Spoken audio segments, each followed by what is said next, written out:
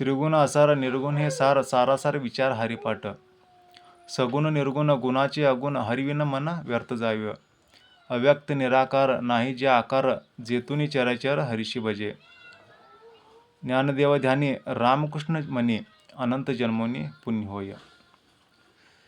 हरिपाठ ग्रंथातील हा तिसरा अभंग आपण आता पाहूया. त्रिगुण असार निर्गुण हे सार.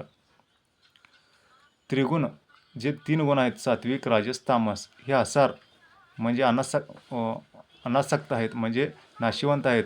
आणि जो निर्गुण शुद्ध सात्विक गुण आहे तोच शाश्वत आहे, असं ज्ञानेश्वरांचं म्हणणं आहे.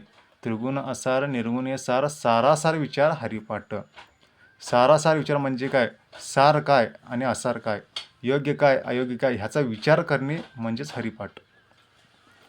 सगुण निर्गुण गुणाचे अगुण, हरिविन मन व्यर्थ जाय. सगुण मूर्ती म्हणा आणि निर्गुण निराकार परमेश्वरचं रूप म्हणा. गुणाचे अगुण जे अगुण आहे, सगुण निर्गुण गुणाचे अगुण, हरिविन मन व्यर्थ जाय. हरीचं चिंतन केलं नाही तर मन व्यर्थ आहे, असं ज्ञानेश्वरांचं म्हणणं आहे. आता पुढे पाहूया आपण. त्रिगुण असार निर्गुण हे सार, सारासार विचार हरिपाठ.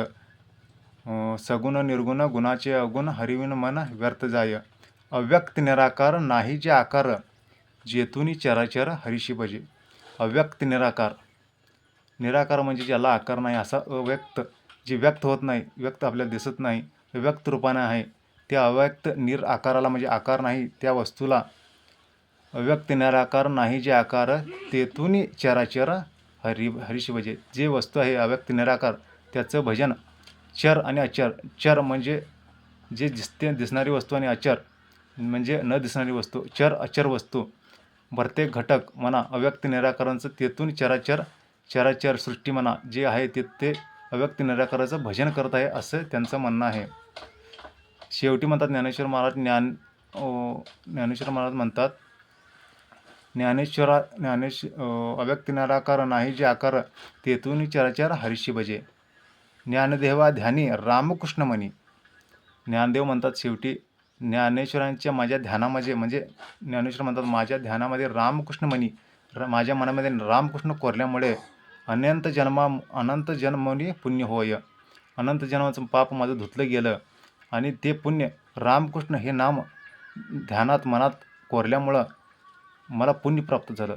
अनंत जन्मोनी पुण्य होय, माझ्या हातून पुण्य घडलं. तर मित्रांनो, हा हरिपाठातील सुंदर अभंग आहे, तिसरा अभंग. ज्ञानेश्वर महाराजांनी ज्ञानेश्वरी हा ग्रंथ लिहिला. असे मोठे ग्रंथ म्हणजे लोक आता ह्या काळामध्ये वाचण्यासाठी लोकांना वेळ नाही म्हणताना म्हणून ज्ञानेश्वरांनी हा ज्ञानेश्वर ग्रंथ लिहिल्यानंतर एक छोटासा ग्रंथ हरिपाठ म्हणून लिहिला.